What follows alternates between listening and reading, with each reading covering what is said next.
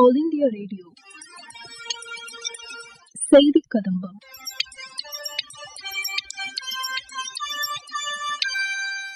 இன்றைய செய்தி கதம்பத்தில் மத்திய அரசின் சமூக வலைதள பதிவுகள் 10வது கட்ட சாகர் பரிக்ரமா பயணத்தை சென்னையில் தொடங்கிய பின்னர் மத்திய இணையமைச்சர் திரு எல் முருகன் செய்தியாளர்களுக்கு அளித்த பேட்டி மற்றும் எக்ஸ்போசாட் செயற்கைக்கோள் வெற்றிகரமாக விண்ணில் செலுத்தப்பட்ட பின் இஸ்ரோ தலைவர் திரு சோம்நாத் செய்தியாளர்களுக்கு அளித்த பேட்டி உள்ளிட்டவை இடம்பெறுகின்றன.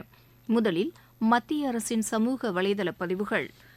எக்ஸ்போசாட் வெற்றிகரமாக விண்ணில் செலுத்தப்பட்டது விண்வெளித்துறையின் திறனுக்கு மேலும் வலு சேர்த்துள்ளதாக பிரதமர் திரு நரேந்திர மோடி கூறியுள்ளார். இஸ்ரோ தொடர்ந்து சாதனைகளை படைத்து வருவது மகிழ்ச்சி அளிப்பதாக உள்ளது என்று மத்திய விண்வெளித்துறை இணை அமைச்சர் திரு ஜிதேந்திர சிங் தெரிவித்துள்ளார். மேலும் விஞ்ஞானிகளுக்கு அவர் வாழ்த்துக்களையும் கூறியுள்ளார். புத்தாண்டையொட்டி குஜராத்தில் 108 இடங்களில் சூரிய நமஸ்காரம் செய்து கின்னஸ் சாதனை படைக்கப்பட்டுள்ளது குறித்து மத்திய அமைச்சர் திரு அமித் ஷா பெருமிதம் அளிப்பதாக கூறியுள்ளார். பல்வேறு வளர்ச்சித் திட்டங்களை வெற்றிகரமாக செயல்படுத்தியதன் வாயிலாக நாடு கடந்த ஆண்டில் புதிய மைல்கல்லை எட்டியுள்ளதாக மத்திய சுகாதாரத்துறை அமைச்சர் திரு மன்சுக் மாண்டவியா கூறியுள்ளார். 10வது கட்ட சாகர் பரிக்ரமா பயணத்தை மத்திய அமைச்சர்கள் திரு பர்ஷோத்தம் ரூபாலா, திரு எல் முருகன் ஆகியோர் சென்னையில் தொடங்கினர். பின்னர் மத்திய இணையமைச்சர் டாக்டர் எல் முருகன் செய்தியாளர்களிடம் பேசுகையில், கடந்த வருடம் குஜராத்தில் மாண்டவியா, அதாவது கட்ச் பாகிஸ்தான் பார்டர்ல இந்த யாத்திரையானது தொடங்கப்பட்டது. மாண்புமிகு பாரத பிரதமர் திரு நரேந்திர மோடிஜி அவர்களுடைய ஆலோசனையின் பேரில் திரு புருஷோத்தம் ரூபாலாஜி அவர்களும் நாங்களும் இந்த யாத்திரையை குஜராத்தில் தொடங்கி குஜராத், மகாராஷ்டிரா, கோவா, கர்நாடகா, கேரளா, தமிழ்நாடு முழுவதும் முடிந்து இன்றைக்கு இந்த கடல் மார்க்கமான யாத்திரை ஆந்திர பிரதேச செல்ல இருக்கிறது. இந்த யாத்திரையோட நோக்கம் கடல் மார்க்கமாக முதல் முறையாக மத்திய அமைச்சர் ஒருவர் மீனவர்களை சந்தித்து மீனவர்களுடைய கலந்துரையாடல், மீனவர்களுடைய ஆலோசனைகள் நடத்துதல், மத்திய அரசாங்க திட்டத்தை மீனவர்களுக்கு எடுத்து செல்லுதல், புது பயனாளிகளை கண்டுபிடித்தல், புது பயனாளிகளுக்கு மத்திய அரசாங்கத்தினுடைய பயன்களை கொடுத்தல், இதுதான் இந்த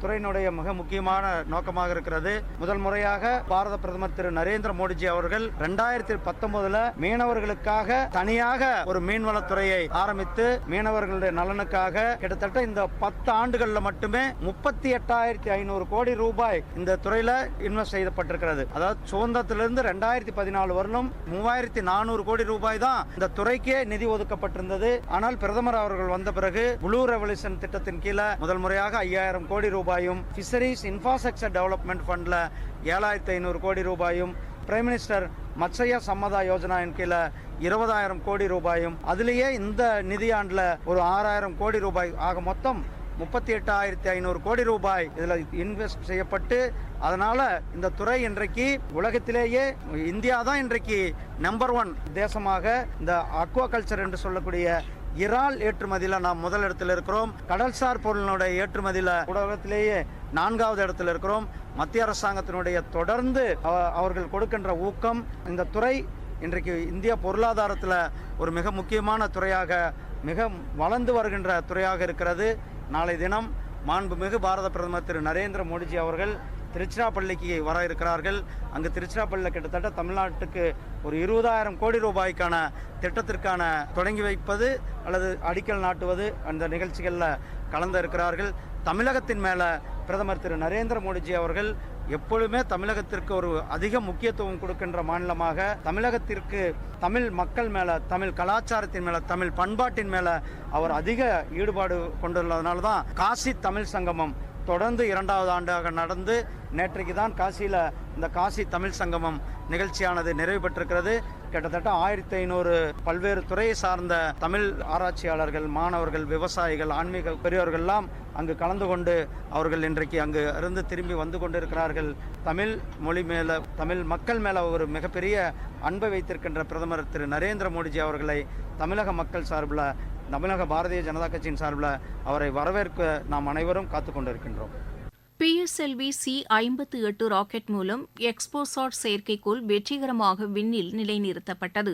இதன் பின்னர் செய்தியாளர்களிடம் பேசினார் இஸ்ரோ தலைவர் திரு சோம்நாத். அவர் பேசுகையில், Successful mission of PSLV has been accomplished. PSLV C-58 has placed the primary satellite ExpoSat in the desired orbit of 650 km, 6-degree inclination, and we'll be waiting for the exact orbital parameters that will just now come. And we are also waiting for the satellite to have its solar panel deployed. That also will come in a few seconds from now. From this point, the orbit of the PSLV 4 stage will be reduced to a lower orbit, where the upper stage of the PSLV, which is now described as POEM, PSLV Orbital Experimental Module, will carry out experiments with 9 of the onboard payloads. And that will take some time, and we will come back to listen to all of that, what happened in the POEM experiments little later. Meantime, let me also announce the orbit that has been accomplished, which is available through various routes. It shows excellent orbit, and the deviations from the targeted orbit is hardly just 3 kilometers in circular orbit of 650 kilometer, and inclination is 001 degree, which is one of the very excellent orbital condition. And yet another announcement is the solar panel of the satellite also has been deployed successfully. Now, all of you know that the mission was at a 650 kilometer, 6 degree inclination, and we could have done the POEM experiment in the same orbit. But as a responsible space agency, we decided to bring the 4 stage to a lower orbit so that its life of the stage in the orbit is much lesser, so that we don't create debris in that process. So that's why it has been brought down to 350 kilometers. And in that orbit, we will be carrying out the experiment with the payloads, as already been mentioned. We have an interesting fuel cell experiment, which is going to be one of the precursor to our future powering of space station and other areas when we have to have power generation on board.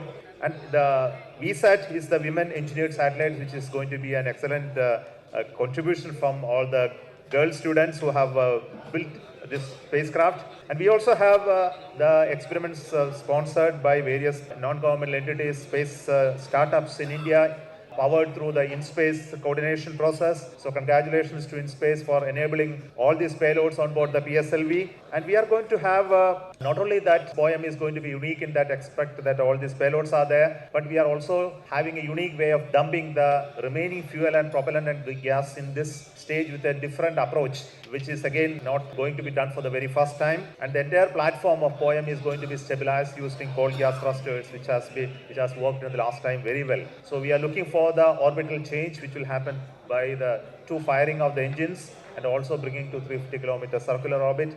And after that, the POEM experiment will start. And our expectation is the whole process of this testing will be over in very short time, and we'll be able to declare this POEM payload successfully, maybe a course of 1 month or so. So possibly all of you know that the POEM payload has its own power generation capability with solar cells, batteries, and its own computers and commanding system. So it's almost a full-fledged spacecraft supporting all of you to conduct experiments at very low cost. So it's once again an invitation to all the startups, budding entrepreneurs, students across the country to come and host your payloads on board PSLV 4 stage for experimenting and trying out your new ideas. And this year we are expecting 2 more such test flights of the test vehicle, followed by the unmanned missions of the Gaganyaan program, and many more tests and experiments, which will be in very large numbers, which will not be coordinated from this control center. Similarly, we are going to have missions of PSLV, GSLV, as well as SSLV this year as well. பின்னர் செய்தியாளர்களிடம் பேசினார் எக்ஸ்போசாட் திட்ட இயக்குனர் doctor M Jayakumar. அவர் பேசுகையில், I'm extremely happy to stand here to celebrate the grand success of the 60th launch of PSLV. As you all know, ExpoSat is a space observatory, but what makes this mission more interesting is the host of new technologies that are getting demonstrated in the POEM 3 experiment. We have fuel cell, we have the silicon-based 10 ampere hour high energy battery, green monopropellant thrusters, amateur radio satellite service, and more important, a totally women engineered satellite for the comparison of solar irradiance and UV index. This, I think, showcases women empowerment in the field of science and technology, and all the payloads in fact demonstrate the reforms that are currently sweeping the Indian space sector. But today's success has been made possible by the tremendous efforts put in by a whole group of people from Team ISRO along with other stakeholders. Let me also thank our industry partners for delivering quality products for the realization of the launch vehicle.